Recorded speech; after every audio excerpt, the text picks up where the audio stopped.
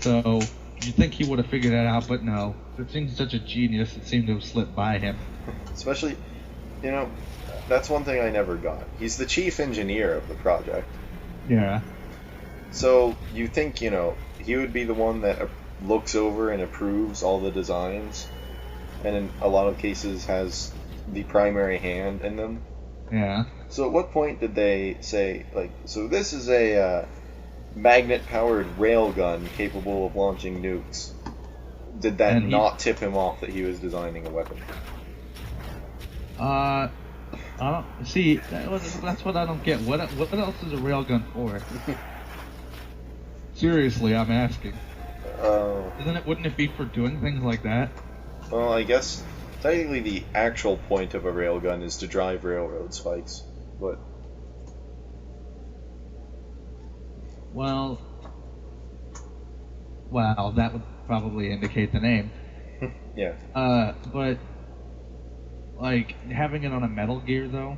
Yeah, I don't know. Maybe he thought it was a new civil engineering robot. Yeah, that's capable of launching nuclear weapons. That's for use on the unions. This is for It's just for crowd control. It's for putting railroad spikes in from half a globe away.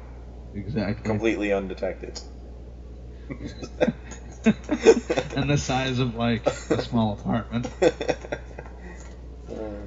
Yeah, and it had a laser and machine guns and missiles. And what what did he say it was even for again? Did he even have the smallest clue? I think he thought it was for countering nuclear weapons. Oops.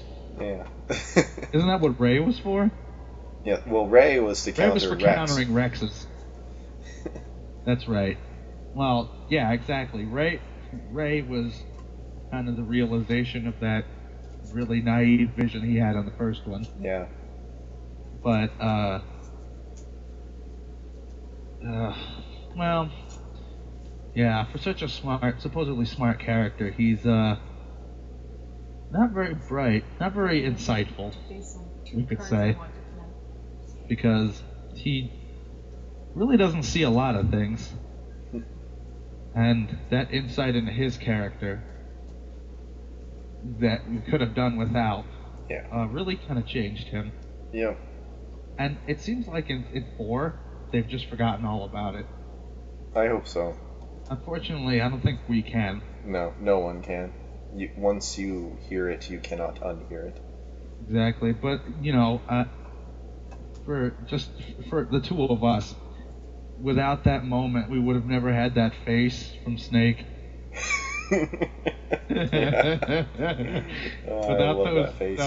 that little line, that thing that he does. What the Christ? Put it up for these people. Right. Yeah. So then along came 3. Which, after a very convoluted ending to 2. Yeah, I don't know what's convoluted about it. The White House is alive and controlling everything. Yeah, supposedly, even though. Yeah, I understood. I understood like the actual physical events that happened in 2, but then when you get to the whole the White House is alive nonsense, it you kind of lose me a little bit. And the Patriots being dead for 100 years or whatever it was, and one of their biggest contributors part of the Patriots. I'm interested to see where they're going with that. They're probably not going anywhere with that. I hope they do. I hope from what I've read from Kojima, he really tried his damnedest to actually tie up everything. So I'm hoping they go somewhere. Yeah. But thinking about it, letting Solidus win at the end of 2 actually would have been the better thing to do. Yeah. Thinking back, because he was trying to get rid of the Patriots, which is what everybody wanted anyway. Right. Whether they knew it or not. So, even to the loss of which it probably would have been better. But obviously, you can't let the player lose. Right. Unfortunate. Though I never... Solidus was not a very good boss compared to... Liquid. Liquid Any or, of them, really. Liquid or Ocelot. I guess not boss so much as Nemesis. Well, he wasn't so clearly defined. It was just like, he was supposed to be... I'm halfway between Liquid and Solid, and somehow I look 30 years older. I look like Big Boss. Except my eye patch is on the wrong side.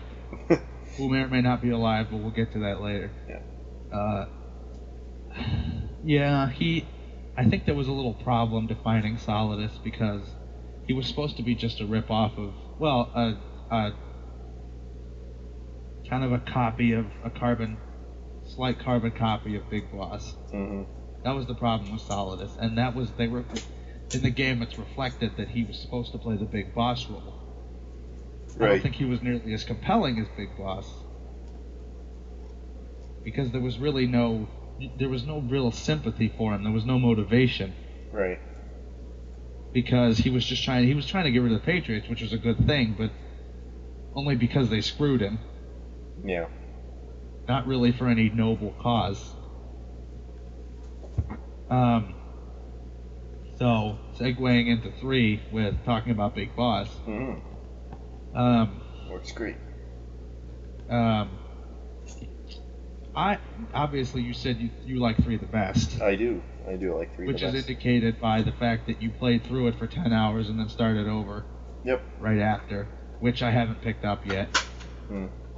Only because my PlayStation is in a spot where I can't really play it all the time, but yeah, I definitely see how someone could like 3 the best. It seemed to have it had the best production values, obviously, because it was probably maxing out the hardware.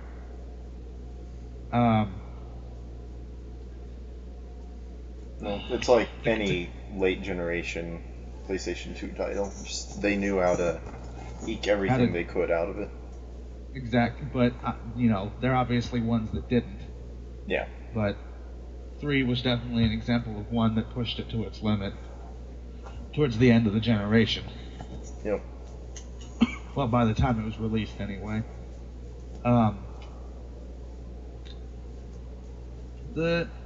You definitely feel bad. You can definitely sympathize with.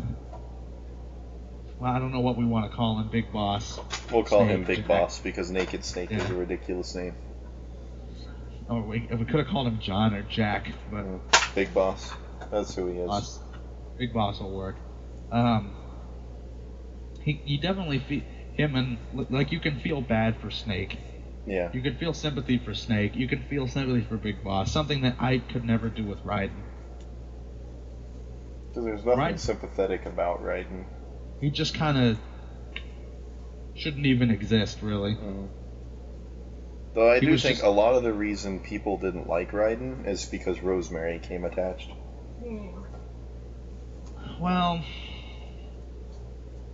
that was all the damn talks with Rosemary. We definitely could have done without. Yeah.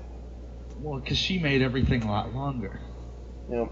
Because we could play through 2 in 5.5 hours, skipping everything. But who knows how long it would have taken watching everything. Right.